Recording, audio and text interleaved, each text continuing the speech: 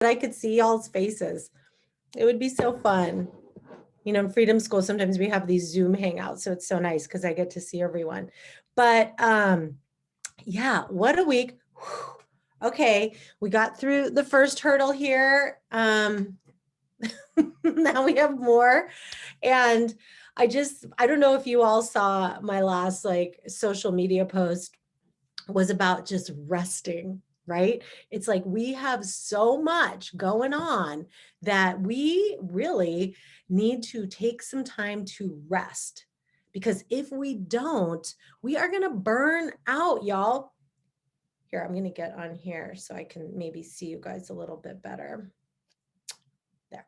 So we really need to remember that stress and being anxious and worried and concerned all the time doesn't lead to good outcomes. It can feel like I need to be stressed about the election. I need to be stressed about this and that. But really, you know, what impact is it having on your life right now? Right? What impact is the worry having? And what it's doing is just basically stressing you out, turning on your sympathetic nervous system, not allowing you to calm down. So the worry and the anxiety is not as helpful. Voting, you know, going door to door, those kinds of things, those are helpful. But worrying and being anxious and twiddling thumbs and all of that is not helpful. Okay. And to counteract this, we really need to be more mindful than ever about rest. Okay. So I know that that's not the main topic I wanted to jam on today, but it's just so important. And I really wanted to emphasize it to you. All right. So take the time to rest, take the time to nurture yourself, take the time to ask yourself, what do I need right now? Do I just need to unplug, which I highly recommend? Do I just need to unplug? Do I just need to um, be in nature a little bit more? Do I need to make sure that I have time just to myself every day for the next week so that I can take a bath and just tune things out and relax and let my parasympathetic nervous system kick in? Okay. Because we need you in it for the long haul. All right. All right. So let me see here. I'm trying to see. Oh, hey. I know I'm still like Facebook sends out the invites differently all the time. But anyway, so some people are like, oh, where can I get on? I'm sure you'll figure it out. Okay. Today, I wanted to talk about making a decision of do we change our emotions or do we change our circumstance? And this is something that I have heard people ask a lot. It's something that I've actually talked about before, but I really wanted to talk about it in light of this election because I think it's so interesting, right? So, for those of you that are familiar with the mindfulness model that I teach, it's basically that circumstances are neutral, right? And we have our thoughts, which generate our feelings, which drive our actions, which create our results. So often, what I'll hear is, well, should I change my results or should I change my circumstance? Or should I change my thoughts so that I feel better and have different results? And people get really confused about this. And, you know, in the situation like the election, it's like, well, we changed the circumstance, right? We changed the circumstance to a different president that's going to hopefully have different results. And so some people get confused because they're like, wait, what? Like, so that's important, right? So how can that not be important? So I just really wanted to jam on that today because it is important to clarify. Okay, when you are considering changing your circumstance or your feelings, you want to be changing both. Okay. And that is because they both are reality. Like, you know, in Buddhism, we talk about a relative reality and an ultimate reality, right? The ultimate reality is that everything's empty of inherent existence and that, you know, there is no identified self and, you know, everything is changing. That's our ultimate reality. And then we have our relative reality where it's like, oh, I'm in a body. I have emotions. I get attached to things. I have desire to things and I suffer. And if you walk around the world telling people your shit's just in your head, like there's actually no such thing as suffering. You shouldn't be sad that your mother died because she was an illusion. Like people are going to be like, fuck you, right? They're going to be like, I'm sorry, I'm actually suffering right now. So we don't necessarily go along this path of the solution to everything is just realizing that all circumstances are neutral and we just need to change our thoughts about it. That approach is the most helpful when you can't change your circumstance, right? It's sort of like part of that serenity prayer.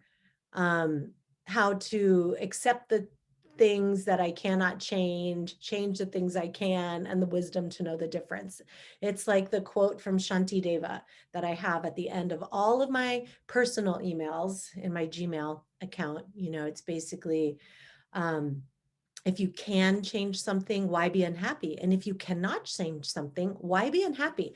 So if you cannot change a circumstance, then why get all bummed out because you can't change it? You might as well change your mindset so that you can have a more positive outlook, a more productive life, something that helps evolve you and move you forward towards your highest self, right? And if you can change something, well, shit, go change it then, right? Go elect a new president. Go move to a different place. But understanding that if you don't change your mindset along with it, if you don't own that you created the suffering to the degree that you are experiencing it in that circumstance, you're probably going to have the same problems in the new place. This is why we have the same problems in, or why we see this in relationships, right? Why we see this with, oh, hold on. Someone's saying that it says the event isn't started yet. That doesn't make any sense. Okay. It is though. All right. So, okay, now I lost my train of thought, but it's one of those mornings where I haven't had all of my massive mug of tea yet. So I want you to really think about the relationships, for example, when we are in a relationship and we have a pattern of maybe dating controlling people or abusive people, right? If we don't change our mindset and we just leave the relationships, chances are we're going to end up in that same place. Chances are we're going to end up in that same situation because we haven't changed our mindset. For example, when people are entering into relationships that are not serving them, toxic relationships, oftentimes the mindset that has to change is, I don't deserve to be treated like this, right? Like I am going to train people to treat me well. If that mindset doesn't happen, they're going to go into the next relationship and let people treat them a certain way that will then perpetuate the problem, right? So we have this situation where what do we do now? So yes, you need to leave the relationship, but you also need to see what mindset pattern is still there that's happening that you need to shift. And what's interesting is that when we address the mind shift or the mindset pattern, sometimes the circumstance we're in does change or it's not as miserable and we don't have to change it, right? So some of the other examples, like with politics, okay, we had these 4 years with one president, right? Okay, we can't totally change the presidency at that time. I mean, we tried impeachment, right? That's happened in several presidencies. People have tried to impeach presidents. But in the meantime, what can we do? So there's so many people that perseverate on like, oh, why is this person president? Blah, blah, blah. It's like, let's We know why. Okay. Now, what can we do to shift? What can we change? And how can we change our mindset so that this doesn't happen again? Right. And if people don't change their mindset, the same shit would have happened. Right. So there was a mindset shift that happened with some key people that allowed the situation to shift. But without the mindset shifting, the situation wouldn't have shifted. Okay. So when you're asking me, do I change the circumstance or do I change my feelings? That's why I wanted to let you know it is both. The other thing is to really consider earning that right to change your feelings. Because one of the biggest mistakes that people make is, oh, so if I can change my thoughts to change my feelings, if I'm feeling shitty, I should just change my thoughts and then feel better. That's the whole point of coaching, right? And I want to remind people that's not. I mean, the point of coaching is to help you have a better human experience. And the human experience is one in which there is some suffering, right? And until you've learned how to be with the difficult emotions, when you just change them, it's not going to be sustainable. And until you believe that you and your thoughts and your mind created the current negative emotion and situation, you're not going to buy that it can do the opposite, which is create exactly what you want and the life that you want to live, right?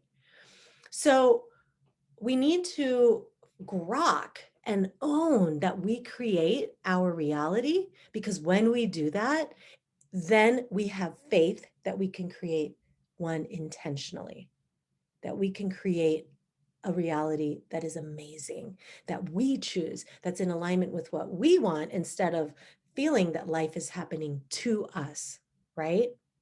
Oh, hey, if you guys are on, send me some likes and loves so that I can see you there. Otherwise, Facebook doesn't show it to other people. So, all right. So we are learning to own that we created our current experience. And only through that will changing our thoughts to a new feeling actually work. Some people do like a bullshit version where they're like, oh, I'm so devastated that my partner left me, right? But then they're like, but you know what? I can look at this differently. I'm going to think, you know what? This is probably for the better. And I'm just going to feel better about it. And they go along with something like that. But it's not sustainable because they don't believe it. They don't believe deep down that that's what happened, right? First, what needs to happen is, where was I in the creation of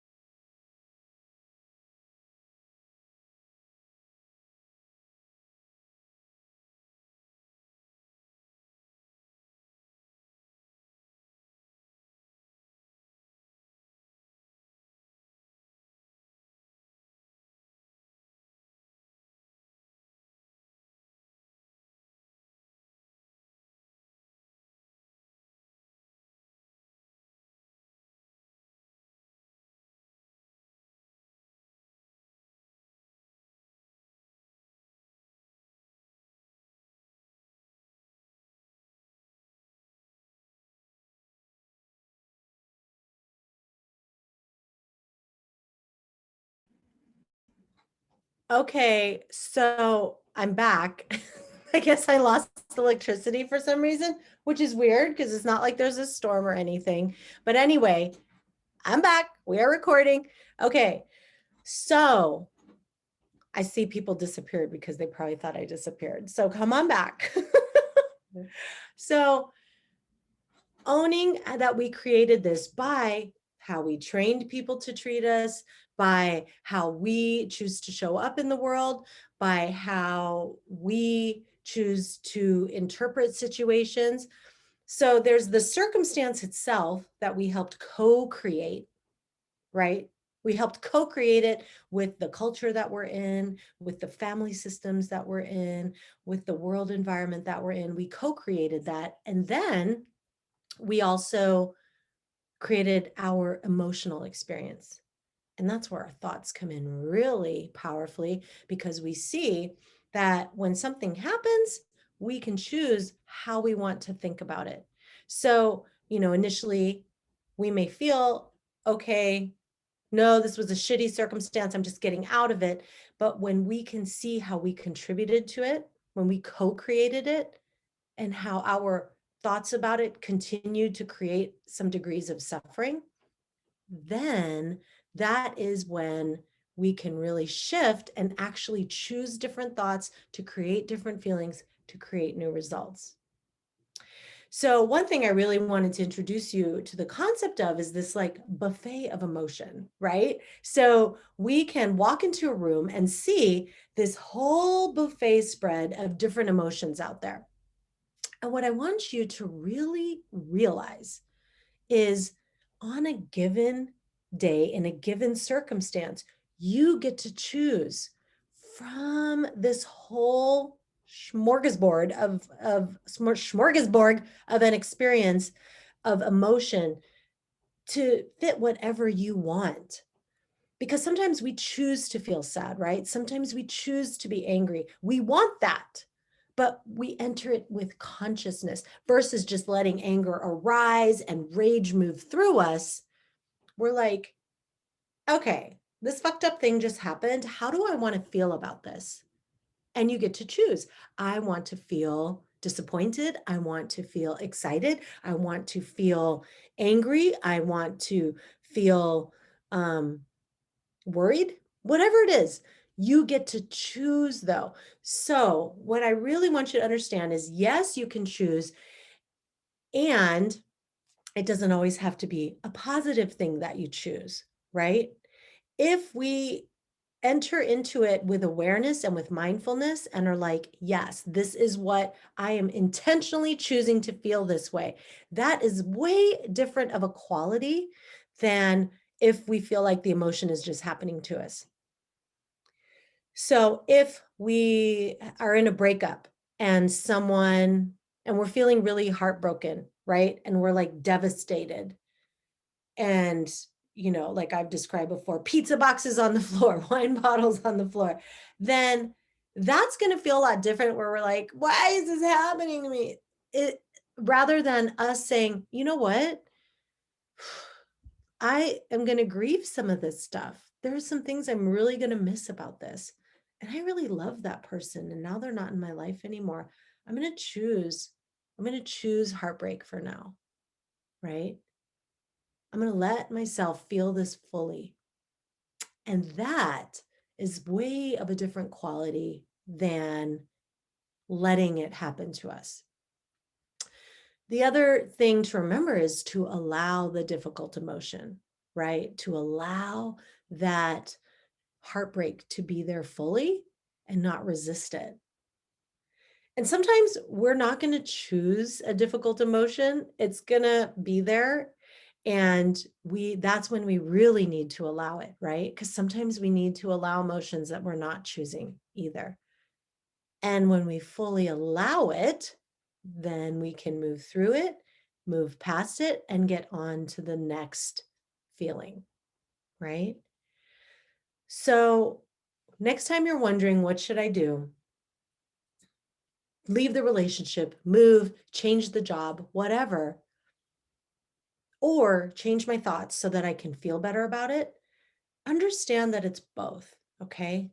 That you need to really see your ownership in it, in the co-creation of the circumstance, and in the ownership of your emotional experience of the circumstance.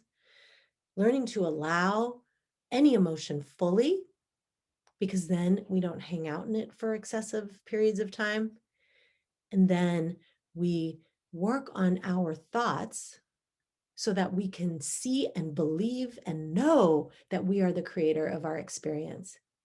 Then we can change the circumstance, change our feeling to one that better serves us, because now we know in our bones that we have the ability to do so. Okay. Now, I'm not saying you can't fake it till you make it and practice. Practice your intentional models all you want, and just notice that they become qualitatively different and qualitatively more effective when you have first dealt with the present moment, the present circumstance, the present emotions, and see your power in this present experience so that you can take that knowing and translate it to the future. Okay? All right. Sorry for the technical difficulties and going dark on you. I have no idea what happened there. I'm in the big city. Who knows? We'll see what technical challenges I encounter when I move to Hawaii, which I'm really excited to do, y'all. Aloha. We're probably going to have like background wave sounds. You're going to be like, I can't hear you because the waves are too loud, which will be an awesome problem to have. Okay, sending you lots of love. Hang in there, rebels. Mwah! Wake up. Bye.